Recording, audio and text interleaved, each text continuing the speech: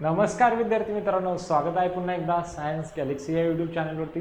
तर आजच्या व्हिडिओमध्ये आपण बघणार आहोत MBBS, BDS, BAMS, BHMS third राऊंडसाठी कोण एलिजिबल असणार आहे।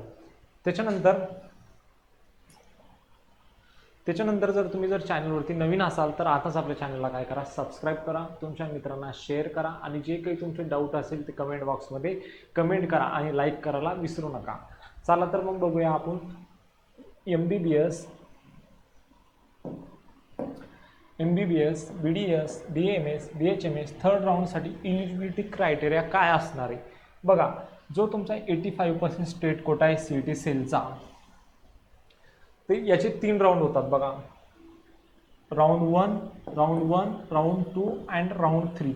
बघा, आता जर तुम्हाला फर्स्ट राऊंडमध्ये सीट अलॉट झाले फर्स्ट राऊंडला आणि सेकंड राऊंडला पण तुम्हाला सीट अलॉट झाले, म्हणजे फर्स्ट राऊंडला पहिले सीट अलॉट झाले, त्यानंतर तुम्ही फ्री एक्झिट केले, त्यानंतर तुम्हाला सेकंड राऊंडला पुन्हा सीट अलॉट झाली आणि तुम्ही काय केले, काही विद्यार्थ्यांनी कॅप राऊंड 1ला काय केले, रिटेन्शन फॉर्म भरून दिले। इथे काय केले त्यांनी, रिटेन्शन फॉर्म भरून दिले आणि काही विद्यार्थ्यांनी कॅप राऊंड 2ला रिटेन्शन फॉर्म भरून दिले। म्हणजे आता काय झाले, रिटेन्शन फॉर्म भरले म्हणजे त्यांना जो कॉलेज पहिले लागला त्यांचं ॲडमिशन आता त्यांनी तिथे कन्फर्म केले, आता ते तिथेच त्यांचं काय करणार, कोर्स करणार।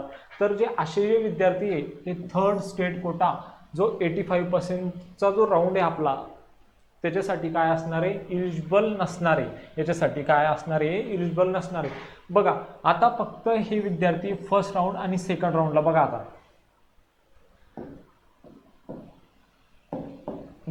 आता काही विद्यार्थी असे आहे का ज्यांनी काय केलं, फक्त जॉईन केले, ओनली जॉईन केले फर्स्ट राऊंडला आणि सेकंड राऊंडला, फक्त जॉईन केले, यांनी रिटेन्शन फॉर्म भरला नाही। तर मग हे मुलं काय असतील, हे थर्ड राऊंडसाठी इलिजिबल असणार। कोणत्या 85% स्टेट कोटाचा जो थर्ड राऊंड होणार आहे, हे मुलं त्या राऊंडसाठी इलिजिबल असणार आहे। आता बघा, त्यानंतर आता काही मुलांचं कसं आहे, काही मुलं काय करतात, जसं की त्यांचं जो कॉलेज आहे त्यांच्या घरापासून खूप लांब आहे। जसं की मला सकाळी एक पॅरेंटचा कॉल आला होता, त्यांचं म्हणणं असं होते, सर आम्ही काय केले, चॉईस फिलिंग केली, आमच्या मुलीला जळगावचं कॉलेज अलॉट झाले आणि ते आमच्या घरापासून 800 किलोमीटर लांब आहे, तर आम्ही एवढ्या लांब जाऊ शकत नाही।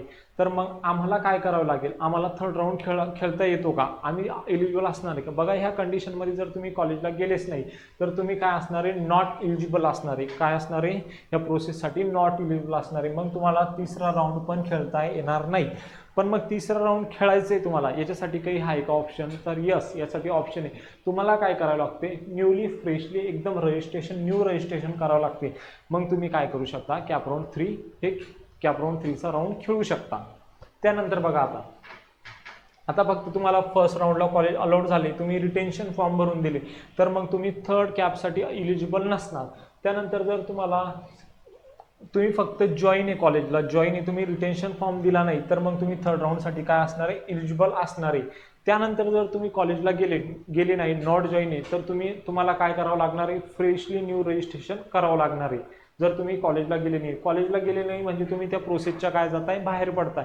मग तुम्हाला थर्ड राऊंडला न्यू फ्रेश रजिस्ट्रेशन करून त्या कॅप राऊंड 3मध्ये पार्टिसिपेट करावं लागणार आहे। चला तर मग बघूया नेक्स्ट। बघा, आता ऑल इंडिया काउन्सिलिंग याच्यामध्ये 3 टाईपच्या काउन्सिलिंग होतात आपल्या, एक MCC, एक AAACCC आणि 15% ऑल इंडिया कोटा।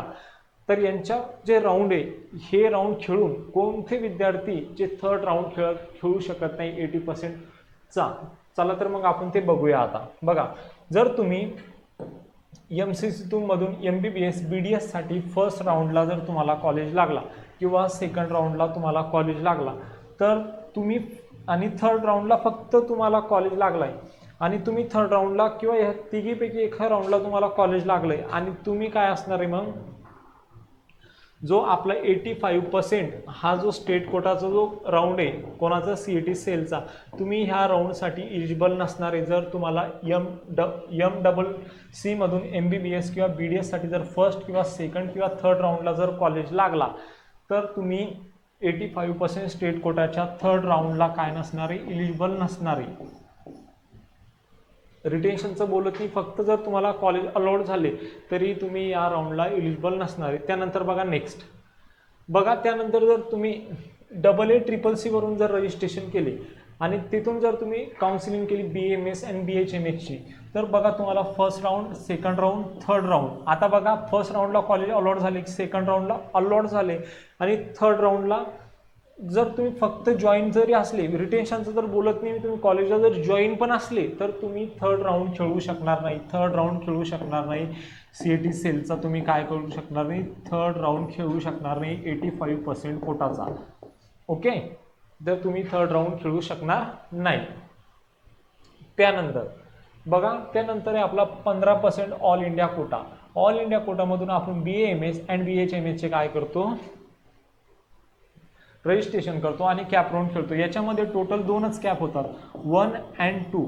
जर बघा तुम्हाला जर कॅपमध्ये 1 मध्ये जर कॉलेज मिळाले असेल किंवा 2 मध्ये जर कॉलेज मिळाले असेल तर तुम्ही काय करू शकता, तुम्ही CET सेलचा 80% कोट्याचा जो थर्ड राऊंड आहे तुम्ही याच्यासाठी इलिजिबल नसणार आहे. जर तुमचा ऑल इंडिया कोटातून फर्स्ट किंवा सेकंड राऊंडला जर नंबर लागलाय आणि तुम्ही त्या कॉलेजला जर जॉईन असाल तर तुम्ही या थर्ड राऊंडसाठी CET सेलच्या 85%च्या राऊंडसाठी इलिजिबल नसणार आहे. चला तर मग अशाच मोर इन्फॉर्मेटिव्ह व्हिडिओसाठी आताच आपल्या चॅनलला काय करा, सबस्क्राईब करा, तुमच्या मित्रांना शेअर करा, जेणेकरून तुमचे जे डाऊट असेल ते कमेंट बॉक्समध्ये काय करा, कमेंट करा. भेटूया मग नेक्स्ट व्हिडिओमध्ये. तोपर्यंत थँक्यू सो मच.